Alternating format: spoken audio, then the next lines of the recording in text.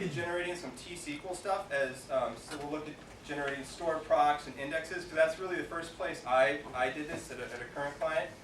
Then we'll look at some ways to change how link to SQL and the Entity Framework generate your code. Last, then we'll look at ASP.NET MVC. We'll see how they're using T4 templates and how you can tweak those templates to do what you want to do instead of the default settings.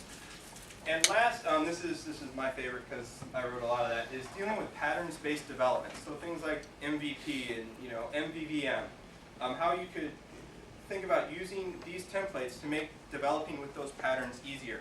It's interesting. We had a Microsoft dinner earlier this week, and or in a roundtable, and we were talking about kind of the state of .NET. And one of the things now is that it's kind of assumed that you're going to be implementing a lot of patterns in what you do. But the problem is that a lot of people don't know how. So maybe you know how, but there's people, junior devs on your team that don't know how. Using T4 and templating and generating your code can make it very easy to kind of get the basics up and running.